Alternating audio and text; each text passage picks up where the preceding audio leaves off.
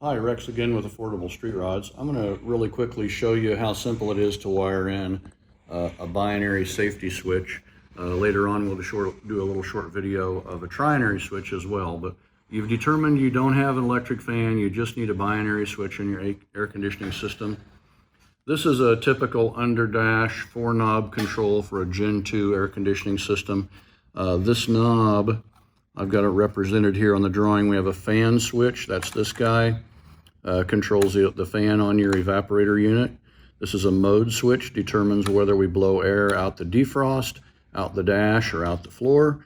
This is a heat knob. This particular one controls the heater control valve to let hot water into your heater core in the evaporator unit.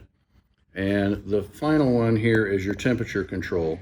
So this controls your cool. This switch basically controls your air conditioner compressor.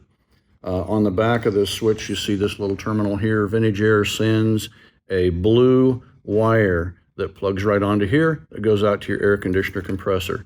So to wire in a binary switch, this is the blue wire that Vintage Air sends with the kit to connect to your thermostat, your cool thermostat.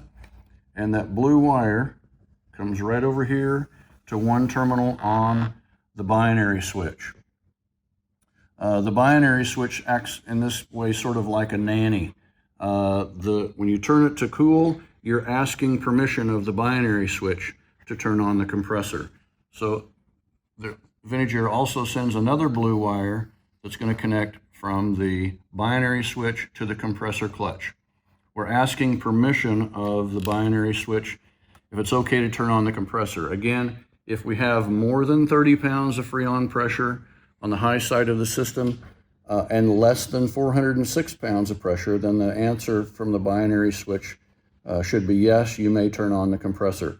If we have less than 30 pounds, the answer will be no, the compressor won't run. If we have more than 406 pounds of pressure on the high side of your system, then the answer again will be no, it doesn't allow the compressor to work. So that's what that safety switch does, just protects the system. Very simple, from the cool thermostat into the binary switch, out of the binary switch onto the compressor clutch. Stay tuned and we'll cover how to wire a trinary switch.